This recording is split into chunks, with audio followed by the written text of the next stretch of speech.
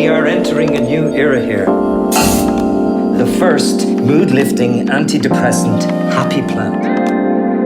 We want rebel music, street music, music that breaks down people's fear of one another, music that knows who the real enemy is.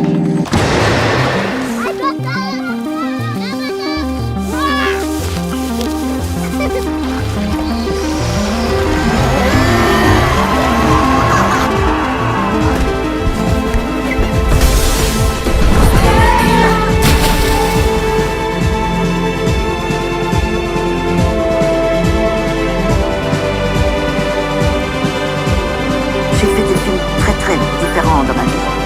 Donc, il faut que je vous dise qu'est-ce que c'est qui m'a mené à faire ce travail pendant tant d'années.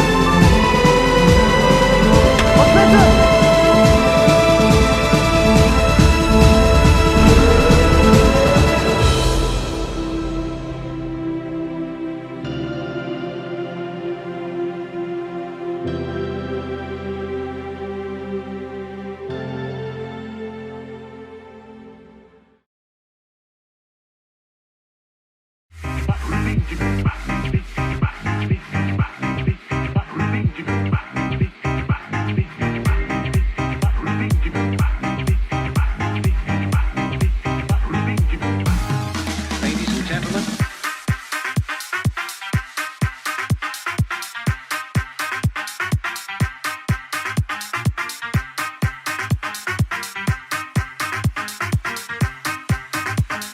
Ladies and gentlemen.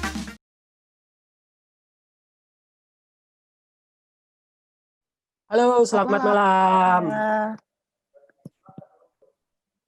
Apa kabar? Selamat malam semuanya. Selamat berjumpa lagi dengan saya, Menina Putri Wismurti, Festival Co-Director dari Europe On Screen 2020.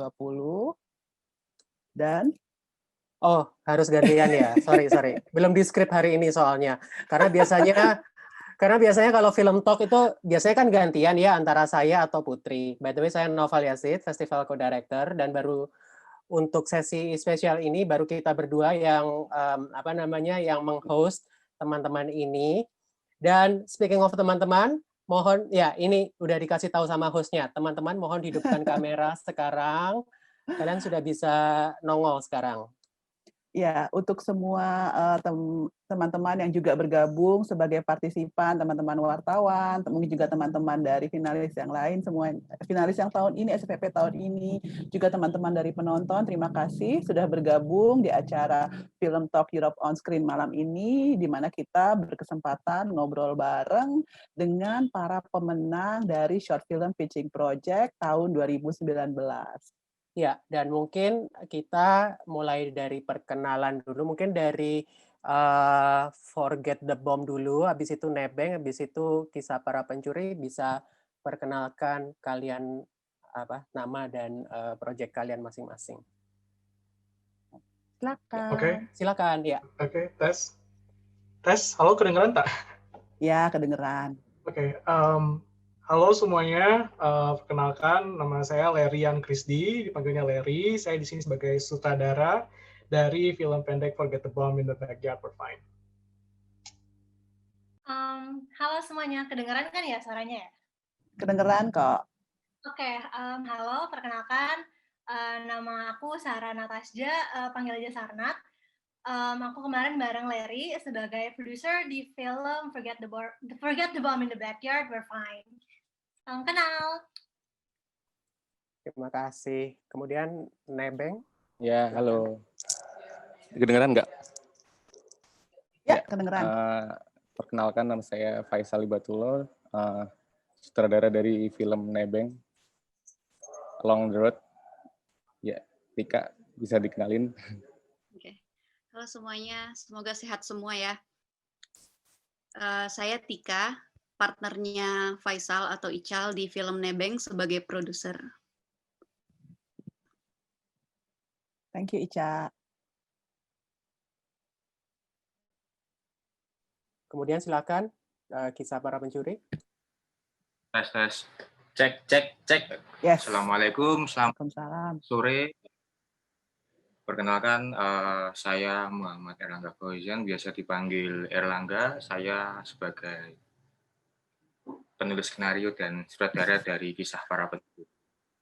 Ya, dan saya PM Anggana, biasa dipanggil Eng, selaku produser dari film Kisah Para Pencuri. Salam kenal semuanya. Salam kenal. Kamu kok Salam lupa tadi kenal. jadi apa?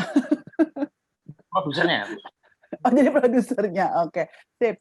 Ya, jadi sebelum kita memulai acara ini, aku juga ingin berterima kasih kepada 3 sponsor utama kita, yaitu Uni Eropa, Kepala Home Living, dan juga SAE Institute yang sudah mendukung short film pitching project yang sudah dilaksanakan sejak dari tahun 2018 sampai sekarang ini.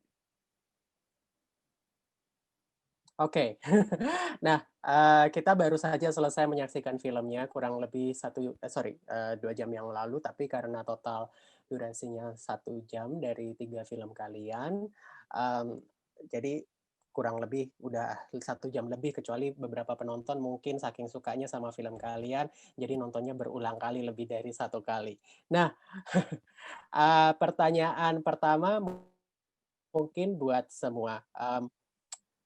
Apa sih reaksi kalian waktu pertama kali harus menyerahkan film ini ke kami, udah picture lock, final version, puas atau enggak? Mulai dari Nebeng dulu, habis itu Kisah Para Pencuri, baru Forget the Bomb. Ya, nanti pertanyaan kedua dari aku. Kita gantian nanyanya. Buat yang kayak kena apa?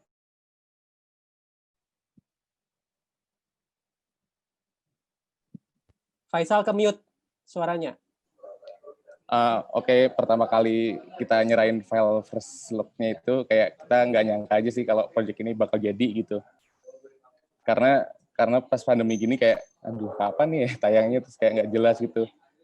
Terus tahu-tahu September ya, kalau nggak salah Pak, September itu udah mulai, ya udahlah, oke lah saatnya gitu, buat ditonton banyak orang gitu.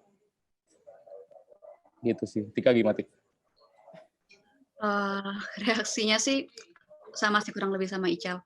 Kemarin juga kayak sedikit pesimis ketika pandemi ya. Ini nanti gimana ya screeningnya, soalnya kita udah kayak yang semangat gitu akan di screening di layar besar dengan penonton yang banyak. Terus juga untuk proses ketika pengumpulannya, terus merasa kayak ini kayak kita yang paling lama deh ngumpulin, soalnya udah beberapa kali ditagih gitu. Soalnya si Ical untuk kreatifnya cukup kayak kurang puas gitu, kayak aduh kayak mau nambah lagi, ya udah ntar nyusul ya, kirim dulu bener. deh. Soalnya dia ada beberapa di screening oleh penonton-penonton. Iya, ada beberapa yang ya kurang nih, pengen tambahin lagi gitu. Iya. Akhirnya udahlah fix ini aja, udah gitu. Ya udah yakin, ya udah oke kirim. Gitu sih. Seru banget deadline-nya. Karena akhirnya deadline mengalahkan segalanya ya. Iya benar. Kalau nggak ada deadline tetap berkepanjangan. Ya. Ya, kalau Angga sama Eng gimana? Kalian masih ke mute deh kayaknya. Oh iya. Dengan proses yang sedemikian rupa dan lanjut ke pertanyaannya Mas Noval Yazid kemarin, saya cukup puas. Karena pada hari ini banyak surprise macam-macam dari teman-teman semuanya. Jadi kenapa saya menunggu hari H ya ini tadi Mas alasannya, supaya secara psikis itu dapat itu, dan alhamdulillah cukup puas. Ya kalau aku paling kalau Pak Husain bilang cukup puas, aku lega sih. Akhirnya benar-benar bisa tayang ya. Karena prosesnya dari tahun kemarin dengan hiruk pikuk yang luar biasa, kemudian ketika pandemi seperti teman-teman tadi ya, sempat deg-degan ini bakal jadi tayang nggak ya, apa dipospon ya. Tapi ternyata luar biasa untuk EOS ya, akhirnya memperjuangkan ini tetap ada walaupun di akhir tahun, dan ketiga pemenang bisa tayang. Terima kasih, senang dengarnya. Kemudian Larry sama Sarah? Perasaan saya ketika udah tinggal ngirim aja gitu, ini kan pertama kali saya jadi sutradara, dan ini pertama kalinya teman saya ini Sarah ini jadi produser, Kami berdua jurusannya bukan anak film, dan selama prosesnya pun banyak hal yang kita pelajari, sehingga ketika udah selesai, yang pertama rasa sangat lega, akhirnya selesai juga. Dan kalau dibilang puas atau enggak, jujur untuk pertama kali bikin film, pertama kali sutradara, saya cukup puas. Kalau Ica gitu, tadi siapa? Belum ya? Sarah belum ya? Oh iya, kalau ditanya perasaan, tadi kan Larry udah jelasin kalau ini first experience buat kita berdua. Larry dalam jadi sutradara, walaupun dia udah ada pengalaman bikin film sebelumnya, kalau aku sendiri emang benar-benar fresh into the industry, jadi aku bersyukur, aku senang bisa belajar banyak, bisa ketemu banyak orang, dan it's really exciting. It is really exciting experience for me gitu. Jadi kayak lebih banyak bersyukurnya aja, walaupun capek yang ada, tapi lebih banyak bersyukur gitu. Thank you. Sekarang kalau untuk yang pertanyaan kedua, aku lebih penasaran sih tadi karena ada yang bilang, nggak bilang ya kalau nggak salah, bilang kalau ada ya surprise, terus ada mungkin juga ada walaupun baru ditayangkan tadi, mungkin juga sudah ada teman-teman yang sekalian yang nonton. Terus aku penasaran sih respon dari teman-teman kalian itu apa aja sih so far yang sudah kalian dengar atau sudah kalian terima ke kalian ketika menonton karya-karya kalian. Mungkin bisa dimulai dari siapa, dari Sarah dulu kali ya mungkin. Oh ya. Kalau misalnya yang nonton itu respon mereka macam-macam, tergantung golongan mana gitu. Apakah yang dari misalnya aku kan udah nunjukin ke mama papa kan, mereka tuh emang agak kurang ngerti gitu, karena kita ngedirect humornya itu emang buat ke generasi kita gitu loh, anak-anak yang sepantaran kita. Buat teman-teman yang seangkatan kita, mostly responnya bagus, dan kayak untung syukur banget kan kita nge-pack itu dengan humor kan ya, dengan ceritanya. Jadi kita tuh takut gitu loh. Ini mungkin aku sendiri, kalau Larry nggak khawatir gitu kan. Aku takut gitu kayak humornya nggak kena gitu kan. Tapi ketika mereka nonton mereka ketawa gitu, dan bahkan ngelihat snippets-nya kayak mereka juga ketawa gitu. Jadi oh ya udah, yang penting ini kena ke mereka paham, dan ini bisa menghibur mereka gitu. Itu so far dari teman-teman aku sih. Kalau dari Larry gimana?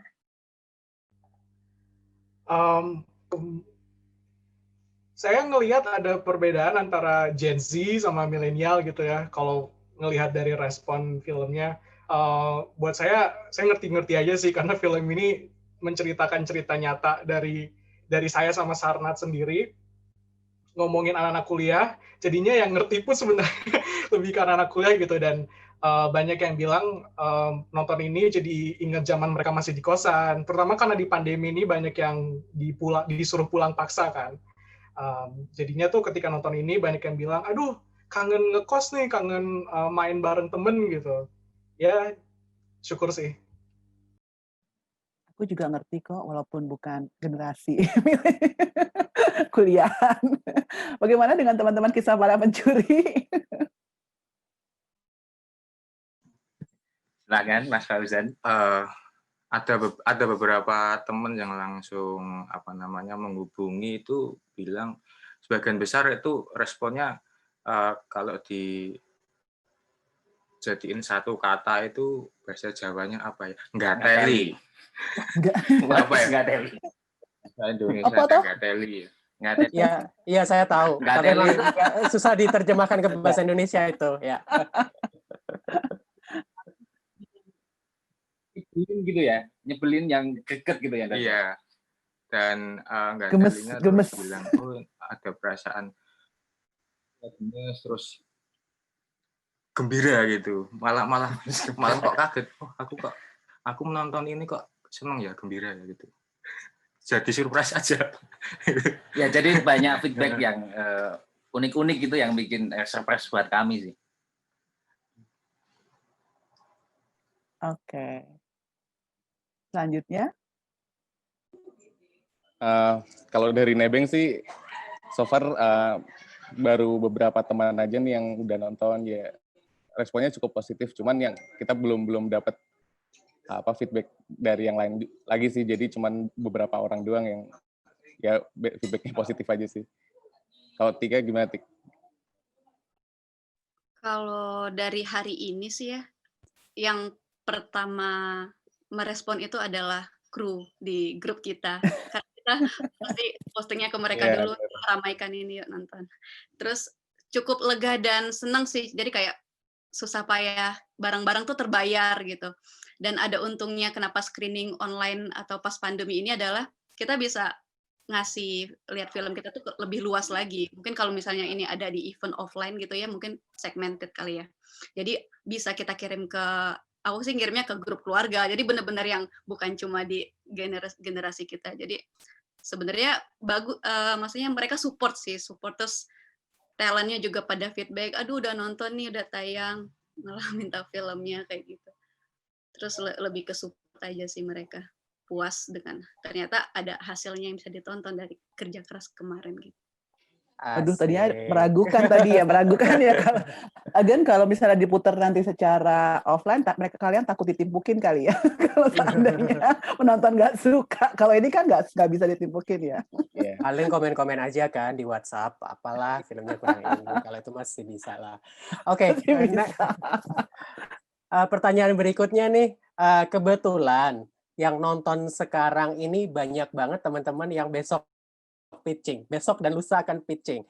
Nah, boleh nggak kalian share pengalaman menarik apa sih dari pitching tahun lalu? Terus kalau ada satu hal aja dari waktu kalian pitching yang terus sekarang diinget-inget, terus harusnya nggak kayak gitu. Itu apa? Oke, aku mulai dari kisah para pencuri dulu. Habis itu Nebeng, habis itu Forget the Bomb. Jadi pengalaman pitching tahun depan ya? Tahun lalu. Tahun lalu ya Allah. Tahun lalu. Kamu mau ikutan lagi tahun depan nggak apa-apa loh. Boleh ikutan lagi mungkin ya. Gimana? Kamu tuh cerita. Kalau pengalaman tahun lalu itu dari submit. Dari submit itu ya sebenarnya lebih ke kalau saya sih santai aja sih Mas sebenarnya. Lebih ke santai aja. Bahkan waktu kita datang ke Gute itu kayaknya kita pertama kali datang, yaitu panitia belum ada, kita datang awal. Datang ya. Kan kita dari Jogja ya. Kita dari Jogja terus gasik gitu. Kepagian kita kepagian itu terus bingung mau ngapain, panitia juga belum ada. Nyari kopi juga bingung. ya terus ya akhirnya dari adaptasi menunggu situasi acara itu jadi membuat kami nyaman sebenarnya. Yang jadinya grogi jadi nggak grogi karena kita sudah memahami area Gothe, menikmati suasananya dulu ya waktu itu kita. Ya itu sih. Jadi menurut kalau saya nggak ada permasalahan yang berarti ya kalau karena kamu duduk ya yang presentasi saya. Saya kebanyakan ngopi waktu itu sama bapak bapak tukang fotonya itu mah ngobrol-ngobrol. Itu ya mungkin nggak grogi sih ya. Mungkin karena udah nikmatin suasananya, tapi sebetulnya ya karena sebetulnya beliau ini melimpahkan tugas untuk presentasinya ke saya kan ya, jadi dia nggak grogi sebetulnya kan gitu kan. Ya tapi aku waktu itu semalaman sebetulnya sebelum berangkat karena waktu itu Fauzan sempat bilang kalau ada kemungkinan kita harus bilingual nih presentasinya gitu kan. Nah aku tuh semalaman kayaknya dia udah tidur, aku tuh dengerin Google Translate untuk kosakata transvestite itu loh, tak ulang-ulang terus sampai aku hafal banget nih, harus hafal nih karena poin teks dari film ini. Dan kan waktu itu pakai bahasa Inggris ya, sama salah satu juri kalau tidak salah. Itu mungkin pengalaman yang seru sih. Oke. Nah, kalau Nebeng gimana? Sebelumnya saya mau minta maaf dulu ya kalau panitianya kemarin telat datang kepada. Jadi kalian menunggu terlalu lama. Kalau buat yang teman-teman yang besok akan pitching, nggak ada panitia yang telat datang. Silakan teman-teman dari Nebeng. Kalau Nebeng sih kemarin proses pitchingnya kita sebenarnya pengen pitching biasa gitu. Terus si Dwi Santika punya ide, gimana kalau kita meranin si sopir sama si mayat aja, kita kayak drama-dramaan gitu, memeranin si sopir sama si mayat itu gitu. Akhirnya kita pas present benar-benar pakai pakaian yang gembel gitu, pakai anduk, pakai topi, terus si Tika jadi mayit. Ya itu sebenarnya buat buat biar lebih entertain dan lebih menarik para juri sih, karena kan yang kita hadepin kan juri gitu. Terus ya kita sebenarnya nothing tulus sih, ya udah kalau dapat alhamdulillah, kalau enggak ya udah gitu. Karena tahun 2018 saya juga dapat lagi, cuman nggak dapat juara atau apapun gitu. Cuman ya ketemu sama beberapa juri. Nah, saya juga mempersiapkan bahasa Inggris juga tuh sama kayak Mas Eng sama Mas Elangga gitu. Tahu-taunya jurinya lokal, ya udah makin enak. Kalau Tika gimana tuh? Iya, sama kurang lebih. Kan waktu itu soalnya prosesnya bareng. Jadi sebelumnya itu kita nyiapin ini gimana ya biar kayak nggak baca gitu. Kalau boleh untuk bagi pengalaman untuk si para finalis besok itu, cuma ngiyakinin waktu kita presentasi ini tuh karya kita. Jadi yang tahu tuh kita lebih tahu dari juri gitu. Jadi yakin aja Cal, udah sikat aja. Kita bisa presentasi dengan cara kita. Mungkin tadi ada gimmick-gimmicknya kayak jadi mayat gitu, biar kayak di menit pertama tuh udah menarik perhatian dulu, biar nggak ngeleng dulu tuh si jurinya, fokus ke kita dulu. Terus apapun yang kita omong benar salah, kita yakin tuh benar karena dari kita kan, kita cuma mempresentasikan ke mereka gitu. Jadi pede aja gitu sih. Iya, confidence itu ini ya, emang bekerja ya. Jadi mau ceritanya apapun, kalau menuturkannya penuh percaya diri ya kebeli gitu kan. Nah, Larry gimana waktu presentasi Forget the Bomb? It was an experience karena saya nggak pernah ikut pitching forum yang seperti ini. Jadinya saya cukup nggak tahu mesti ngapain. Saya biasa presentasi di depan kelas, tapi nggak sebesar ini gitu skalanya. Seingat saya tuh dulu saya taruh tas hitam ya di depan juri untuk bilang itu bom gitu. Karena ide film saya kan ceritanya seperti itu. Jadi sama seperti Nebeng, seingat saya ada gimmicknya juga kan. Yang penting buat narik perhatian jurinya dulu. Terus keep it brief. Saya overtime waktu presentasi. Jangan lupa ya teman-teman yang nanti mau presentasi buat pitching yang tahun ini. Sama pede aja. Yang tahu film ini kan kalian. Iya. Saya ingat banget memang tahun lalu dan 2 tahun lalu memang ada beberapa yang overtime sampai jurinya bilang 5 menit itu benar-benar cuman dibuat presentasi kelebihan ide kalian apa. Udah yang lain-lainnya itu nanti aja bisa kita baca. Jadi emang akhirnya juri bisa melihat kelebihan ide kalian masing-masing dan ya akhirnya berhasil. Putri, ada pertanyaan tambahan darimu? Iya, walaupun tadi ada gimmick-gimmick itu mungkin agak susah diperlakukan ya sekarang ya. Aku agak bingung gimmicknya gimana kalau pada saat Zoom ini. Aku jadi penasaran besok ya, pada mau pitching yang finalis besok kayak apa gimmicknya. Ya, pertanyaan selanjutnya, kalian sudah ada rencana apa lagi kah untuk film kalian ini nanti? Apakah sudah mulai untuk dikirim-kirim atau mungkin ada juga yang sudah mulai diikut sertakan atau bagaimana kelanjutannya untuk film ini? Mungkin, mungkin bisa dimulai dari Nebeng.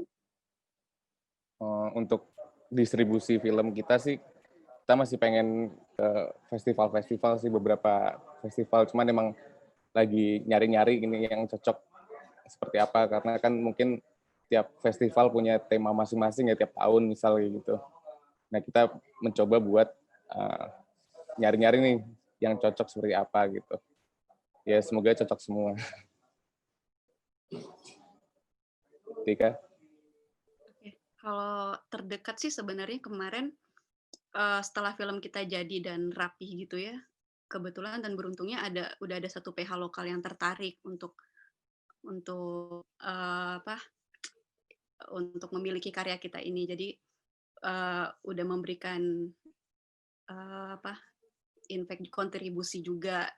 Terus dan setelah ini mungkin kita kepikirannya untuk jalan ke festival sih. Apapun nanti yang ditemukan, cari informasi. Oke. Untuk tim dari Kisah Para Pencuri,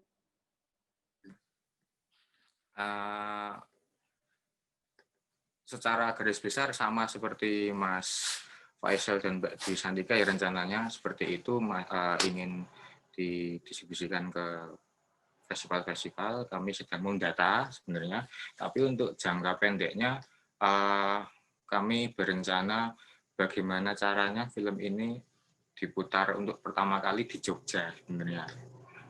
Nah itu kita mau cari cara bagaimana baiknya, begitu. Ya, begitu ya. Ya, begitu pokoknya. Jadi lebih ke beberapa festival, sama paling dekat ini ya kami inginnya di Jogja. Di Jogja. Oke. Ya, lalu untuk Forget the Bomb? Untuk Forget the Bomb sama, mirip festival juga. Kalau bisa offline, but itu mah bisa nanti aja. Kita utamain yang online dulu, dan karena beberapa teman-teman kita nih di universitas itu banyak yang pengen nonton, kita mikir di platform online seperti Vidsi. Gitu. Oke, itu juga salah satu kemungkinan ya untuk kita bisa nonton film kalian lagi nanti di platform online. Mungkin sekarang kita kayaknya harus mulai menjawab pertanyaan dari udah ini ada ya, beberapa audiens ya. masuk Q&A cukup udah banyak cukup sih. banyak. Jadi cukup mau yang banyak. mana dulu? Aku dulu terus kamu? Boleh, kamu dulu. Oke, aku yang atas dulu ya, sebentar. Oke, ini pertanyaannya buat kalian semua dari Ismi Aziza. Menonton 3 film pemenang short film pitching project ini sangat Indonesia. Begitu dekat dan apa adanya sesuai kenyataan. Tidak bisa dipungkiri juga ada beberapa yang bisa dibilang sensitif. Pertanyaannya, apakah awalnya ada keraguan atau kebimbangan saat ingin mengangkat ide cerita yang dimiliki terkait isu yang sensitif ini? Jika ada, apa yang membuat masing-masing pembuat film yakin bahwa ya, tidak masalah, saya bisa melanjutkan ini? Lalu ada satu pertanyaan tambahan untuk Nebeng. Jadi mungkin bisa dari Forget the Bomb dulu, terus Kisah Para Pencuri, baru Nebeng. Kalau dari, makasih buat pertanyaannya. Kalau dari film Forget the Bomb, kita nggak merasa harus kayak gimana gitu, karena kita pede. Ini kan kejadian nyata. Ini benar-benar terjadi sama saya dan teman saya, Sarah. Beneran kejadian, dan kalau masalah, wah ini ada yang tersinggung nggak? Ya gimana bisa tersinggung, itu kan terjadi di kehidupan nyata. Kita nggak melebih-lebihkan, kita ada unsur komedi yang membuat ini mungkin terlihat berlebihan, tapi percayalah, ketika saya dan Sarah ada di tempat kejadian, rasanya seperti itu. Ketika kita melihat bom di depan mata, sekeliling kita ini santai semua, makan sekoteng, makan nasi goreng, selfie-selfian, live streaming, segala macam. Jadi suasananya itu sangat kekanak-kanakan. Jadinya kita ketika kita membuat film, awalnya mikir, bikin jadi film-film action kali ya, film-film dramatis gitu. Tapi kan tidak sesuai sama kenyataan.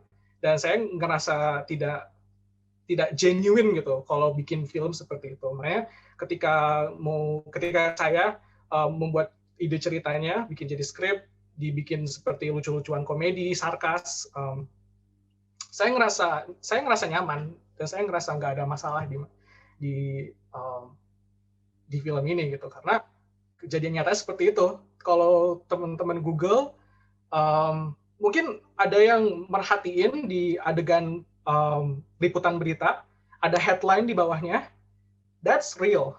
Itu beneran Google, beneran ada. Depok ada tuyul, curi uang, dikira pocong, polisi nangkep dangdutan di kuburan, itu saya nyari sendiri di Google. So itu bukan saya yang ngada-ngada gitu. Jadi kalau saya di attack sama netizen, ini ngada-ngada ya, Google sendiri gitu. Mungkin mau nambahin, jadi kayak karena kita pembawaan filmnya itu gimana ya, ringan tapi gimana ya, hal yang nggak mungkin menurut orang nggak realistis justru realistis. Jadi kayak contoh yang beritanya itu. Tapi kita juga mempresentasikan realita dengan cara yang mudah buat dicerna oleh audiens gitu loh. Kayak kalau misalnya mau cerita tentang bom dengan tegang kan pasti kayak there are plenty of stories tentang itu. Tapi di mana lagi gitu cerita tentang bom tapi dengan humor yang realistis pakai tuyul-tuyulan kayak tadi contoh. Jadi kalian udah siap juga ya kalau di attack sama netizen. Bagus. Lalu Angga sama Eng gimana dengan isu sensitif ini? Sebenarnya gini, awal bikin skenario ini sama sekali nggak berpikiran gimana ya, takut atau was-was segala macam ya. Karena saya fokusnya ke arah dan wilayah skenario gitu. Persoalan nanti di belakang film sudah jadi terus ada lain hal, itu perkara lain, itu masih bisa dipikirkan nanti gitu. Itu simpelnya. Jadi nggak ada perasaan takut atau segala macam gitu. Pokoknya yakin ya, yakin tetap. Oke, siap. Lalu Faisal sama Santika? Ya, sebenarnya latar belakang dari cerita ini itu sebenarnya based on true story ya. Jadi di di Pantura itu ada anak Surabaya yang meninggal di Jakarta. Habis itu karena tidak punya uang buat ambulan, akhirnya si mayat ditaruhin di truk. Dan itu posisi sama seperti kayak film Nebeng. Cuman dari situ saya kayak penasaran apa ya mereka obrolin di situ gitu. Jadi akhirnya jadilah naskah dari film Nebeng itu karena rasa penasarannya itu. Terus ada beberapa kayak isu sensitif yang saya masukin karena kayaknya penting ini masukin sedikit isu sensitif gitu karena kita nggak punya suara yang nyata gitu. Kita cuma bisa bersuara lewat film gitu. Jadi kita ya nggak takut sih karena emang itu kenyataannya ada di situ gitu. Jadi kalau sensitif itu kita sebenarnya cuma ini sih kayak meresum yang udah pernah kita lihat itu kita tunjukin lagi dan nggak ada maksud untuk menyinggung siapapun. Jadi mungkin kalau sensitif mungkin itu persepsi orang masing-masing yang menonton ya, oh ini sensitif karena gue ngerasa mengalami kejadian yang sama, mungkin ada tersinggung itu, tapi mungkin penonton lain juga tidak merasa itu sensitif. Cuma terus ini ada pertanyaan yang kedua ya, langsung jawab aja kali. Oh iya, sorry saya sebutin dulu.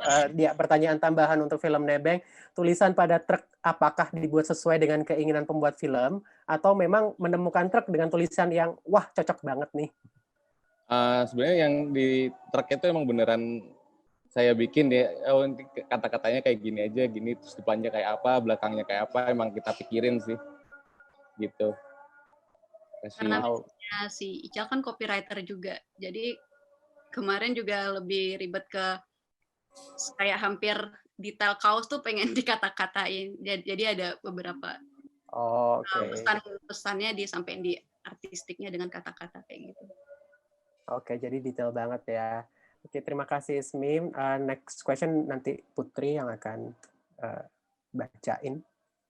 Ya seru juga ya gimana cara kalian udah jago untuk ngomong sama publik atau sama netizen kalau nanti ditanyain soal isu-isu sensitif ya.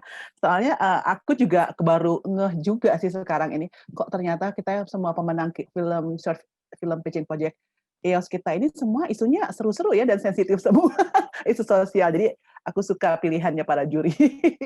Nah untuk pertanyaan yang kedua ini berasal dari Nisha. Untuk Mas Fauzan dan Mas Anggana, terima kasih telah menyuguhkan film yang luar biasa. Oh ya, saat mengangkat tema kemanusiaan yang di dalamnya mengandung unsur agama, apa yang bisa dibilang ya sedikit sensitif di negeri Ibu Pertiwi ini.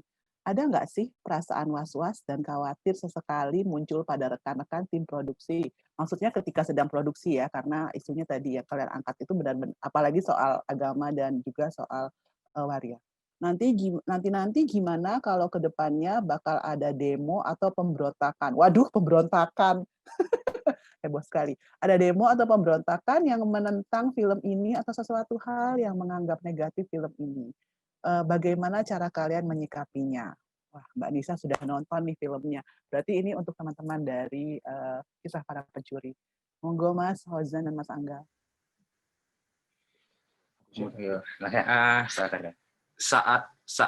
Saat produksi itu nggak ada persoalan ya. Aman-aman saja, nyaman, lancar intinya. Terus berkaitan tentang isu sensitif dan ada rasa ketakutan tadi, balik lagi ke pertanyaan awal dan lebih dalamnya gini, sebenarnya kan kita sia-sia kalau punya perasaan takut atau cemas atau was-was ya. Dalam artian kalau kita ngomongin kita ini bentuk negaranya demokrasi gitu ya, kita dilindungi konstitusi segala macam, ngapain harus takut? Nah itu alasan dasar saya dalam hal apapun ya, hanya soal perkara bikin film. Dan saya ungkapkan sekali lagi. Ke depan jika ada apa-apa itu perkara lain, kita pikir nanti itu bagaimana, karena di belakang kepala saya kan oh ya ini eman-eman kalau kita tidak bisa berpikir bebas segala macam, karena ya secara sadar ini negara demokrasi, kalau apa-apa dilarang ya siap kok. Ya itu, jadi itu jawaban sederhana saya. Ya, aku ingin menambahkan sedikit ya dari sisi produksinya sih. Secara pribadi, aku sendiri tipikal orang yang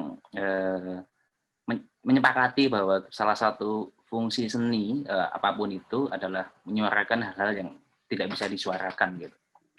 Nah, ketika kemudian Fauzan muncul dengan ide ini dan ya mungkin seperti beberapa teman-teman tadi bilang di kolom Q&A ini kemudian sensitif dan bahwa isu agama, tapi bahwa pada realitanya memang ini hal yang sangat penting kemudian untuk dibicarakan, itu mungkin jadi modal keinginan ya untuk kemudian ya udah ajar aja, kalau nanti kemudian ada pro dan kontra ya kita lihat aja nanti dinamikanya seperti apa. Konsekuensi itu juga kami sadari sebetulnya. Dan kalau selama proses sendiri, mungkin misalkan aku ketika coba masuk ke beberapa lokasi atau bicara dengan teman-teman talent gitu, mereka juga mayoritas ternyata support dengan isu yang dibawa dari film ini gitu. Artinya bahwa itu juga jadi satu indikator bahwa isu ini ternyata penting gitu. Buktinya beberapa orang mendukung gitu. Mungkin itu sih. Ya.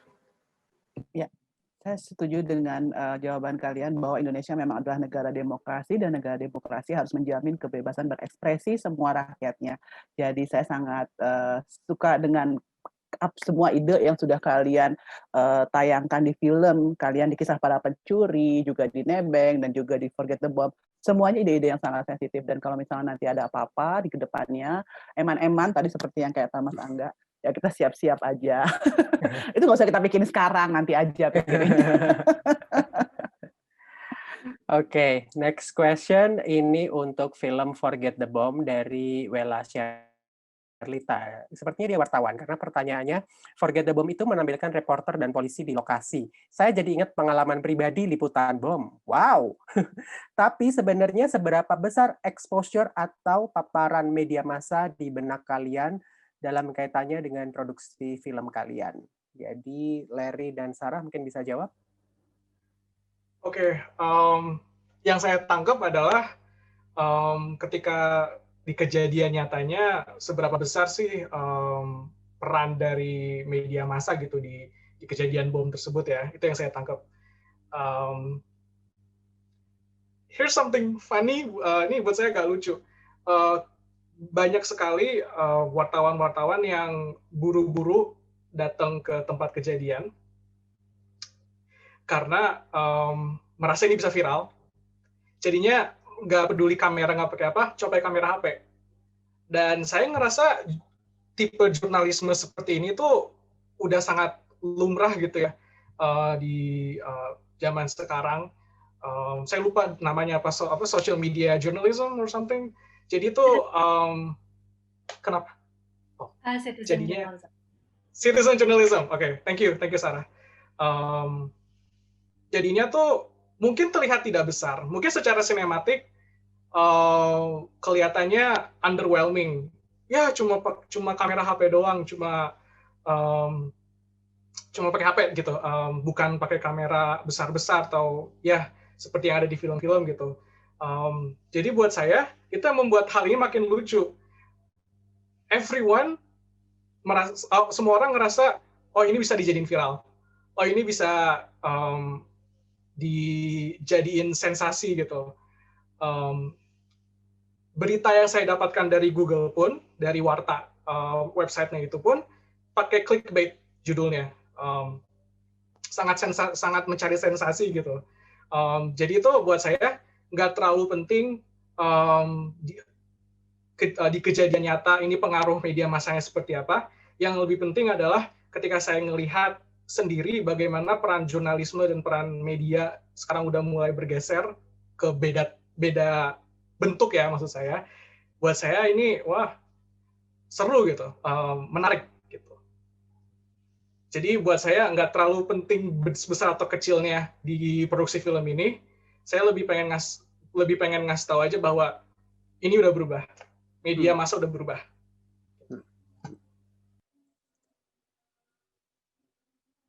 Sarah, mungkin ada tambahan, masih di mute ya? Kalau ya aku along the way with Larry setuju. Jadi karena film ini itu lebih ke kita mau merefleksikan realita dengan cara yang agak gimana ya, bukan nyindir sih, satir tapi nggak juga gitu. Jadi kita menunjukin kalau buat yang belum, boleh nggak sih ngasih spoiler? Udah bisa ditonton kan ya? Udah bisa ditonton. Nah, kalau jadi benar kata Larry, kalau misalnya biasanya in general ketika orang meliput bom, orang meliput sesuatu berita yang sensasional, media di mata masyarakat itu pasti yang pakai kamera gede, terus bawa equipment, terus rapi gitu kan. Sedangkan ketika aku sama Larry di on-site waktu itu, belum nggak banyak yang bawa, di menit-menit awal ya, itu nggak banyak yang bawa equipment, langsung kayak rata-rata tuh yang kita tahu orangnya media karena pakai name tag doang, pakai name tag kayak dari mana, terus pakai handphone gitu, diliput dari mereka. Jadi kita bilang, oh ternyata kalau orang tuh mau ngeliput berita nggak harus seribet itu ya. Jadi relevansi dari medianya itu yang penting ada kontennya, yang penting ada beritanya, dan bagaimana cara mereka itu nge-frame itu ke menjadi clickbait yang ada di internet itu sekarang, kayak gitu. Ya, karena dengan smartphone sekarang semua orang bisa jadi media massa sendiri-sendiri ya, karena mereka bisa bikin seperti yang tadi bilang konten dan bagaimana cara menjaring konten. Ya, akhirnya mau tidak mau kita jadi agak kabur juga batasan mana yang real jurnalis, mana yang pretend jurnalis atau fake jurnalis ini. Ya, jadi kayaknya press udah mulai bermain sebagai Tuhan juga. Sekarang ini, oke. Sekarang aku ada pertanyaan dari audiens juga. Cuma ini kayaknya ada 2 pertanyaan yang bisa untuk film Nebeng dan juga untuk film Kisah Para Pencuri, lebih kepada ke karakteristik yang kalian pilih sebenarnya. Untuk kalau Kisah Para Pencuri itu karakteristiknya itu adalah pertanyaan dari Hendro Masto Prasetyo, yang mengapa memilih karakteristik waria, apakah pertimbangan wujud yang tampak ketimbang gay atau lesbian yang juga kerap mengalami soal serupa tapi tidak terlalu tampak. Nah, kalau untuk para Nebeng juga untuk film Nebeng, karakteristiknya itu kenapa harus berbahasa Jawa? Apakah juga ada pertimbangan khusus tersendiri? Jadi sebenarnya ini lebih ngomongin soal karakteristik dari cerita kalian. Mungkin bisa dimulai dulu dari Nebeng, baru nanti teman-teman dari Kisah Para Pencuri. Ya, sebenarnya kita pertimbangan kenapa pakai bahasa Jawa gitu ya, karena kita setnya sendiri di Pantura gitu. Setnya di Pantura, terus kayaknya lebih luas gitu kalau percakapannya pakai bahasa Jawa gitu, karena kalian tahu sendiri kalau Pantura tuh keras gitu ya, kehidupannya udah keras, terus ya akhirnya itu jadi ngebangun karakter itu sendiri gitu, tentang dia yang yang punya kehidupan yang sulit gitu, akhirnya ya jadi lepas aja gitu kalau kita pakai bahasa Jawa. Mungkin kalau pakai bahasa Indonesia, mungkin kalau setnya di Priok gitu mungkin bisa aja sih. Cuman saya lebih prefer ke Jawa gitu. Ya, jadi lebih relate dan lebih beresonansi ya terhadap cerita yang kamu pilih, betul. Oke. Jadi bagaimana kalau dari teman-teman Kisah Para Pencuri, bagaimana untuk pemilihan karakteristiknya sendiri? Jadi ini menjawab pertanyaannya Mas Hendro Masto Prasetyo itu, Mbak ya? Ya. Memilih waria. Ya, sebelumnya kami mengucapkan terima kasih kepada Mas Hendro Masto Prasetyo, karena sebetulnya beliau adalah salah satu orang yang mensupport film ini. Terima kasih banyak Mas Hendro Masto, bahkan hadir di Q&A ini. Ya, untuk pertanyaan mengapa memilih waria dan tentang karakter akan langsung dijawab oleh Mas Fauzan. Silakan. Oke, Mas Hendro Masto menjawab pertanyaan jenengan. Tidak ada pertimbangan apapun soal waria, gay, lesbian atau segala macam, karena titik berangkatnya saya fokus ke waria yang idenya itu berasal dari tragedi atau peristiwa pesantren waria yang digerebek oleh ormas ekstremis agama di daerah Kota Gede tahun 2016. Jadi secara singkat, tidak ada pertimbangan apapun karena memang saya fokusnya ke situ langsung gitu. Dan bagaimana caranya dari peristiwa itu, dari ide itu, saya mengembangkannya menjadi kisah, menjadi drama fiksi gitu, dengan bangunan-bangunan yang mempunyai realitas baru, begitu, Mas Hendro Masto. Kalau belum puas, WhatsApp saja, Mas. Kita dengan maaf. Oke, terima kasih teman-teman dari Nebeng dan juga dari Kisah Para Pencuri ya. Jadi seperti yang tadi Mas Angga dan bilang juga, kalau misalnya belum puas ya puas aja. Kalau misalnya belum puas juga silakan japri langsung ke mereka atau ke Instagramnya mereka juga. Itu benar-benar saya setuju sih dengan jawaban kalian bahwa karakter-karakter yang dipilih memang dipilih karena resonansinya yang cukup kuat dengan cerita yang kalian angkat juga, dan juga dengan realitas yang ada. Kita masih ada pertanyaan lagi kan ya? Oh iya, masih banyak pertanyaannya. Masih ada. Lagi. Ini next dari Natalie Wong buat Forget the Bomb, nanyanya judulnya terbilang unik dan eye-catching. Jadi boleh diceritakan bagaimana proses penentuan judul Forget the Bomb? Ada dua alasan kenapa itu bisa terjadi. Yang pertama, saya emang suka film-film atau album yang judulnya panjang-panjang. Saya ngerasa itu lucu aja. Contohnya, saya takut salah, mungkin saya Google dulu, film Denmark, The 100-Year-Old Man Who Climbed Out of the Window and Disappeared. Saya suka film itu, dan saya suka banget logline dari film itu udah ada di judulnya. Jadi kalau saya penasaran itu filmnya tentang apa, ya udah tahu judulnya gitu. Kalau mau tahu film saya tentang apa, ya tentang bom di backyard, di tempat parkir, di kosan gitu. Sangat-sangat self-explanatory ya, sangat-sangat menjelaskan gitu ya. Iya, nggak usah nanya gitu, langsung aja. Dan juga kayaknya mengerti ya dengan penonton Indonesia yang suka langsung dijelaskan, ada penjelasannya. semacam itu ya, apa, Snakes on a Plane gitu ya. Jadi kalau ditanya filmnya ya tentang apa ya, tentang Snakes on a Plane gitu ya. Ular di pesawat. Itu alasan pertama saya. Memang saya kalau pengen bikin film, pengen yang panjang gitu judulnya. Iya, Terus yang kedua, saya ngedaftarin film ini untuk pitching itu 1 jam sebelum deadline. Saya lagi tiduran di kosan, terus baru inget kalau oh iya ada lomba ini gitu. Kayaknya saya udah cerita ke Sarah juga. Saya bener-bener gak tahu kan mau ikut film ini tapi nggak tahu ceritanya apa. Terus tiba-tiba saya ingat bahwa pernah ada kejadian bom yang sudah saya pernah alami. Jadi saya langsung mikir, oke, cobain buka HP, buka formulir Google Drive-nya, terus isi gitu. Kan seperti biasa ditanya judulnya apa kan. Udah beberapa menit lagi nih, udah mau beres deadline, saya nggak tahu mesti judulnya apa gitu. Jadinya saya langsung otodidak aja, saya langsung instan. Oh ya nulis aja. Karena saya nggak mau ditanya-tanya film tentang apa, saya langsung taruh aja di judulnya gitu, tentang bom gitu.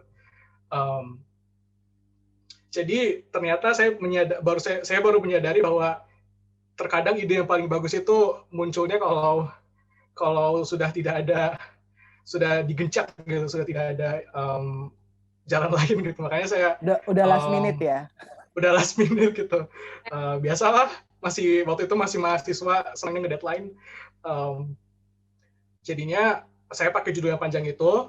Terus ketika masuk finalis, saya nge-review judul filmnya, dan saya awalnya mikir mungkin bisa diubah kali ya, tapi ketika ngeliat judul filmnya yang udah eye catching, maybe it's the right title. Jadi saya tetap pakai yang itu. Jadi jawaban pendeknya adalah terinspirasi karena deadline. Kayaknya 3 film ini semuanya mepet-mepet ya senangnya ya. Termasuk tadi puas karena ya udah pokoknya udah dikasih sesuai deadline, ya udahlah puas. Semuanya sistem kebut bisa semalam karena ya. deadline. Iya. Sistem kebut semalam. Untung masih film pendek ya. Coba kalau film panjang, waduh. Nggak berhasil. Tadi Sarah mau nambahin atau enggak? Tadi kayaknya Sarah mau ngomong. Oh enggak, cuman mau ya bener itu the power of kepepet. Kayak kalau nggak kepepet nggak jadi filmnya nanti. Oke. Tadi karena aku juga tahu ada beberapa banyak wartawan juga yang ikut menghadiri. Buat teman-teman wartawan, bila nanti ingin ngobrol lebih lanjut dengan para pemenang Short Film Pitching Project 2019 untuk Europe On Screen, bisa langsung menghubungi media koordinator kami. Nanti nanti akan ditulis namanya siapa di situ. Bisa langsung supaya bisa langsung ngobrol ke mereka. Mungkin karena udah mau terakhir, aku kasih pertanyaan terakhir kali ya, karena juga waktunya sudah hampir selesai ya, Val ya. Oke, pertanyaan terakhirnya sih mudah aja. Aku cuma kepingin lebih kalian untuk ngomong ke semua teman-teman bagaimana apa yang membuat, kenapa sih orang-orang harus nonton film kalian? Lebih ke situ. Mungkin bisa dimulai dari Kisah Pada Pencuri dulu, baru habis itu Nebeng, dan baru Forget the Bomb. Kenapa harus menonton film kalian? Kenapa harus menonton Kisah Para Pencuri? Dari Mas Fauzan dulu, silakan. Karena kalian akan menemukan keseruan dan kejutan. Sepertinya itu sudah cukup buat materi iklan, jadi sekian. Oke. Tambahan? Udah. Gimikmu sudah bagus.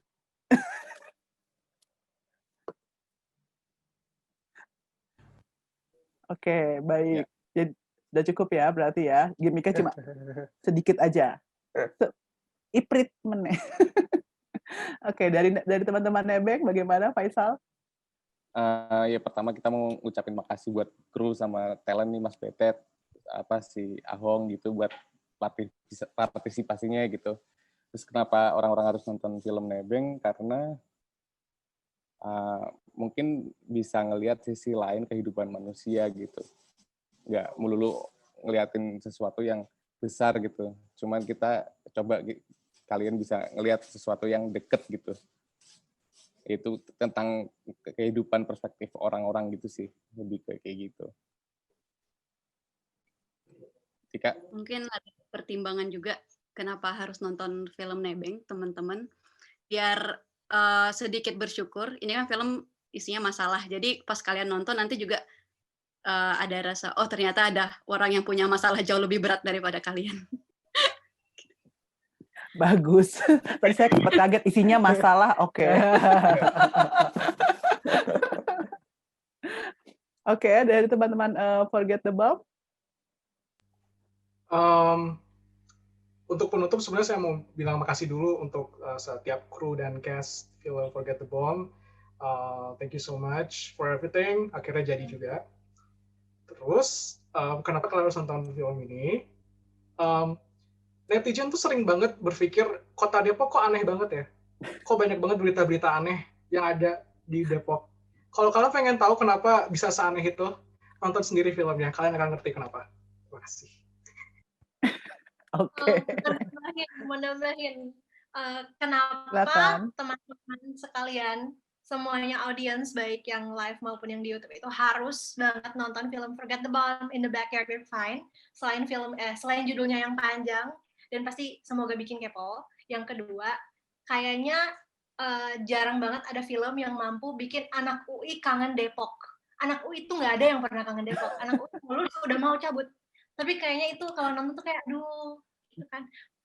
Beda gitu loh, kalau anak UGM kan pasti kangen Jogja, anak-anak yang kampusnya kangen Bandung gitu, kan ini nggak ada. Dan menurut aku ini mampu bikin teman-teman tuh kangen, jadi silakan ditonton ya. Oke, terima kasih teman-teman. Saya bukan anak UI, tapi saya juga kangen Depok. Nggak apa-apa, tapi saya suka kok film kalian semua. Iya, film kalian semuanya fresh, menggambarkan sesuatu yang sebenarnya kita nggak kepikir sih. So, congrats, semoga semua filmnya bisa diputar di banyak festival sesuai harapan kalian. Dan speaking of diputar di banyak festival, jangan menyerah kalau satu festival menolak, karena masih ada ratusan festival lain yang siap menampung film kalian. Setuju. Ya, tips dari saya, kalau kalian mau ngelamar ke festival, pilih festival-festival yang sangat segmented dan sesuai dengan ide cerita kalian.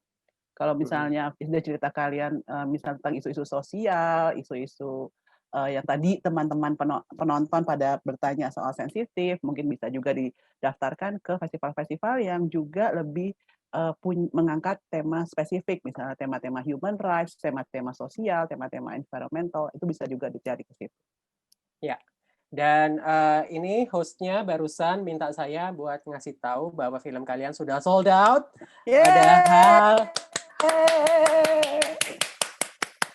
Padahal ini salah satu film dengan tiket paling banyak, jadi selamat. Filmnya sudah sold out, dan pastikan yang sudah punya tiketnya jangan lupa untuk menonton. Oke, sekarang kita foto bareng dulu. Ya, kita foto bareng dulu rame-rame. Mungkin hostnya bisa membantu sebelum kita dadah-dadah goodbye. Ya, boleh. Semua mohon menghadap kamera dan berdiam. Ya, siap? 1, 2, 3. Sekali lagi. Bentar. 1, 2. Udah, oke. 1, 2, 3. Oke, terima kasih. Terima kasih semua. Terima kasih semuanya. Terima kasih teman-teman dari tim Kisah Para Pencuri, dari Nebeng, dan dari Forget the Bomb. Aduh, maaf ya, Forget the Bomb saya paling susah ini karena panjang. Forget the Bomb, we're fine in the backyard or something like that. So sorry, but thank you so much for coming. Nanti kalau ada permintaan wawancara dari para media, nanti akan diatur oleh media koordinator kami, Farhan. Dia akan menghubungi ke kalian. Jadi mungkin juga bisa lewat Niska yang sudah berkoordinasi dengan kalian ya. Oh iya, dan kalau kalian besok pagi dan Jumat pagi nggak ada acara, bisa loh lihat teman-teman finalis tahun ini pitching. Kalian lihat aja jadi observer, tapi nggak bisa komen. Ya, mau ketawa-ketawa sendiri juga bisa, boleh. Mau ketawa-ketawain mereka juga boleh.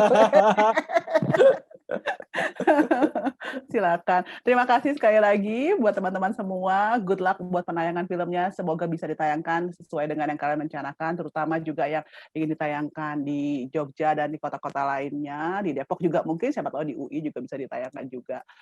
Terima kasih sekali, dan juga terima kasih buat para sponsor juga, dan seperti Uni Eropa, Kemala Home Living, dan juga SA Institute.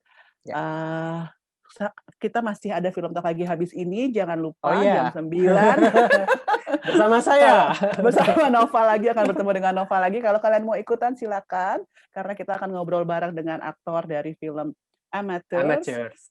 Yes. Oke, terima kasih banyak semuanya. Stay safe, stay sane, and keep on productive. Bye-bye. Bye.